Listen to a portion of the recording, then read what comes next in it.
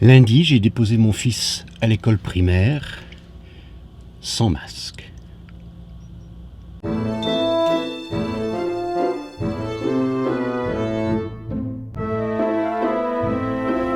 Nous avons donc déposé notre fils de 8 ans à l'école sans masque, avec son accord. Il était tout à fait en accord avec cela. Alors, on avait déjà vendredi envoyé un message à la directrice de l'école. Nous avions écrit, je change les noms dans les réponses et de la directrice et de notre enfant. Nous tenons, chère Madame la directrice, nous tenons à communiquer ainsi que ne sera pas présent à l'école s'il est obligé de porter un masque durant les journées d'école. Nous avons déjà trouvé que cela était aberrant pour les adolescents en collège et lycée de faire des cours dans ces conditions sur des longues périodes avec les contraintes de consommation diminuée d'oxygène et avec des infections nasales puis des irritations infectieuses de la peau. Bien cordialement, signé par ma femme et par moi. Nous avons eu une réponse rapide de la part de la directrice. Bonsoir. Nous ne pouvons pas refuser un enfant s'il n'a pas de masque. Je vous propose donc, dans un premier temps, d'envoyer Victor sans masque et nous verrons comment gérer cette situation. Bonne soirée, Marie-Claude. Une réponse en douceur, dans la compréhension, qui nous a beaucoup encouragés. Et je remercie la directrice pour cette réponse. Dimanche après-midi, nous avons reçu une lettre type de l'Éducation nationale.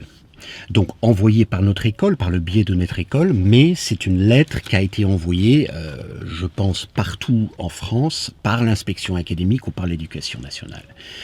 Et le texte disait, il était plus long que ça, mais sur cette chose particulière du port du masque. Ce texte disait « Le port du masque est obligatoire pour tous les enfants à partir du CP toute la journée, sauf au moment du repas. Aucune exception ne sera acceptée, sauf contre avis médical. Vous devez fournir à votre enfant 2 masques jetables ou lavables par jour. Changement de masque le midi après le repas. S'il s'agit de masques lavables, merci de lui fournir un petit sachet pour y ranger le masque du matin. Votre enfant devra arriver masqué pour franchir le portail de l'école. Aucune exception ne sera acceptée sauf contre avis médical.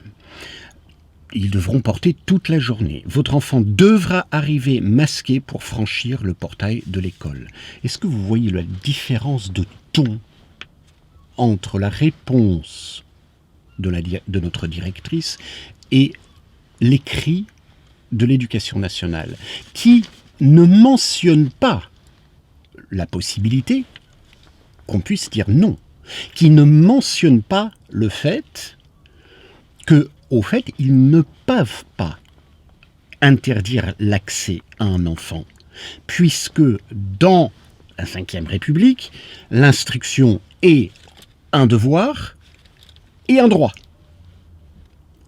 Donc, ils ne peuvent pas refuser l'enfant. La directrice le dit, la communication officielle de l'Éducation nationale n'en parle pas. J'ajoute que lundi matin,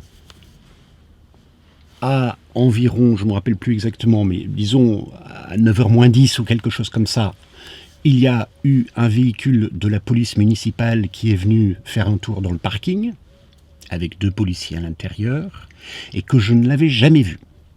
Il n'y a jamais eu un véhicule de la police qui vienne au moment de l'entrée en classe. Alors, depuis, nous avons entendu de la part de notre école que sans doute, c'est-à-dire que l'inspection académique demande à ce que les écoles notifient qui, parmi les enfants, ne porte pas de masque. Donc, l'école se sent dans l'obligation, ou peut-être est dans l'obligation, de fournir ces noms-là. Je veux juste ajouter cette réflexion.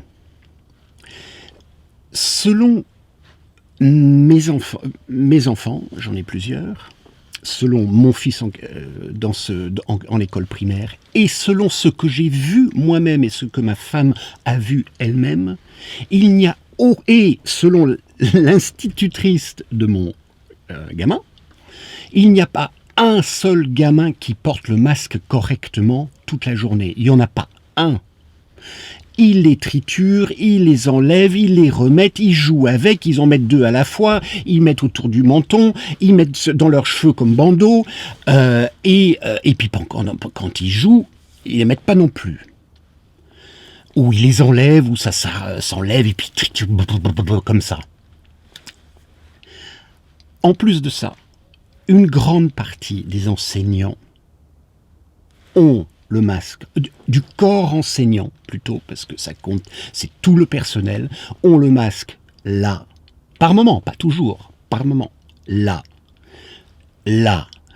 Et j'ai même vu certains qui pensaient pas être vus, qui les avaient enlevés, je les comprends, c'est pas moi qui vais les condamner, et qui voient, et puis qui mettent rapidement. Donc, quand l'inspection académique demande à dénoncer les quelques parents, les quelques enfants qui ne mettent pas le masque, eh bien moi je demande à ce qu'on dénonce tout le monde. Car personne ou quasi personne ne met le masque correctement. Donc dénonçons tout le monde. Je sais pas, sur les 135 enfants, à mon avis, on peut dénoncer une centaine au moins. Pourquoi je dis ça ? Je fais un parallèle. Lorsque, pendant la période noire du nazisme, les Allemands, ils arrivaient dans des pays et ils demandaient aux Juifs de mettre une étoile jaune. Le Danemark, ils ont pris la décision, les Danois plutôt, ont pris la décision de tous porter l'étoile jaune. Tous les Danois ont porté l'étoile jaune, y compris le roi. Le fait statistique est qu'il y a extrêmement peu, je crois que c'était moins de 100 juifs au Danemark qui ont été exterminés. Donc, ici, évidemment, on n'est pas dans la même gravité.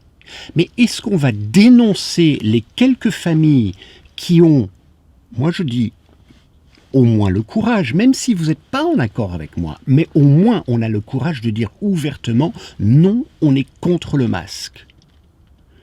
Est-ce qu'on va se permettre à, parce qu'on nous menace de police, permettre à ce qu'on soit menacé de police, plutôt que d'admettre que finalement, la vaste majorité du corps enseignant dans son sens large et des enfants en primaire et au collège et au lycée et ailleurs, parce que j'ai vu des photos et de Castex et de Macron avec le masque ici, en public, que le port du masque à 100% du temps, surtout pour les enfants, c'est une hypocrisie totale, mascarade.